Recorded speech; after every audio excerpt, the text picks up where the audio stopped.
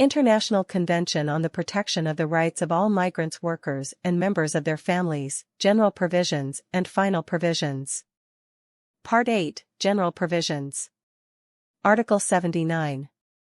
Nothing in the present convention shall affect the right of each state party to establish the criteria governing admission of migrant workers and members of their families. Concerning other matters related to their legal situation and treatment as migrant workers and members of their families, states parties shall be subject to the limitations set forth in the present convention. Article 80. Nothing in the present convention shall be interpreted as impairing the provisions of the Charter of the United Nations and of the constitutions of the specialized agencies which define the respective responsibilities of the various organs of the United Nations and of the specialized agencies in regard to the matters dealt with in the present convention. Article 81. 1.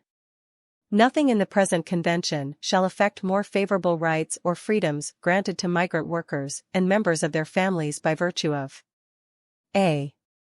the law or practice of a state party, or b. any bilateral or multilateral treaty in force for the state party concerned. 2. Nothing in the present convention may be interpreted as implying for any state, group or person any right to engage in any activity or perform any act that would impair any of the rights and freedoms as set forth in the present convention. Article 82. The rights of migrant workers and members of their families provided for in the present convention may not be renounced. It shall not be permissible to exert any form of pressure upon migrant workers and members of their families with a view to their relinquishing or foregoing any of the said rights. It shall not be possible to derogate by contract from rights recognized in the present convention. States parties shall take appropriate measures to ensure that these principles are respected. Article 83. Each state party to the present convention undertakes a. to ensure that any person whose rights or freedoms as herein recognized are violated shall have an effective remedy, notwithstanding that the violation has been committed by persons acting in an official capacity. b. To ensure that any person seeking such a remedy shall have his or her claim reviewed and decided by competent judicial, administrative or legislative authorities, or by any other competent authority provided for by the legal system of the state. And to develop the possibilities of judicial remedy. c. To ensure that the competent authorities shall enforce such remedies when granted. Article 84. Each state party undertakes to adopt the legislative and other measures that are necessary to implement the provisions of the present convention. Part 9, Final Provisions. Article 85. The Secretary-General of the United Nations is designated as the depositary of the present convention. Article 86. 1. The present convention shall be open for signature by all states. It is subject to ratification. 2. The present convention shall be open to accession by any. 3. Instruments of ratification or accession shall be deposited with the Secretary-General of the United Nations. Article 87. 1. The present convention shall enter into force on the first day of the month following a period of 3 months after the date of the deposit of the 20th instrument of ratification or accession. 2. For each state ratifying or acceding to the present convention after its entry into force, the convention shall enter into force on the first day of the month following a period of 3 months after the date of the deposit of its own instrument of ratification or accession. Article 88.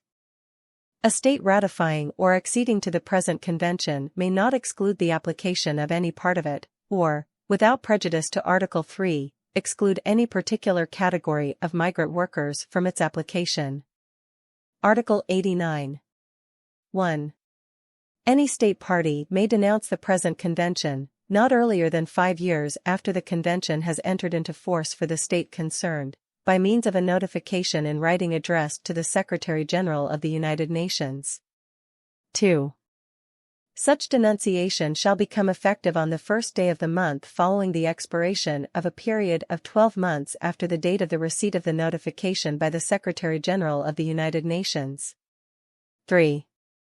Such a denunciation shall not have the effect of releasing the state party from its obligations under the present convention in regard to any act or omission which occurs prior to the date at which the denunciation becomes effective. Nor shall denunciation prejudice in any way the continued consideration of any matter which is already under consideration by the committee prior to the date at which the denunciation becomes effective. 4. Following the date at which the denunciation of a state party becomes effective, the committee shall not commence consideration of any new matter regarding that state. Article 90. 1.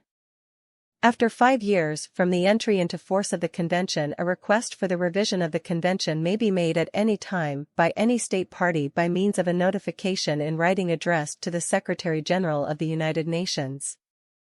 The Secretary-General shall thereupon communicate any proposed amendments to the states parties with a request that they notify him whether they favor a conference of states parties for the purpose of considering and voting upon the proposals. In the event that within 4 months from the date of such communication at least 1/3 of the states parties favors such a conference, the Secretary-General shall convene the conference under the auspices of the United Nations.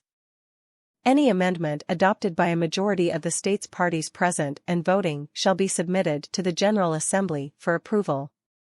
2. Amendments shall come into force when they have been approved by the General Assembly of the United Nations and accepted by a 2/3 majority of the states parties in accordance with their respective constitutional processes.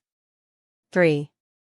When amendments come into force, they shall be binding on those states parties that have accepted them, other states parties still being bound by the provisions of the present convention and any earlier amendment that they have accepted.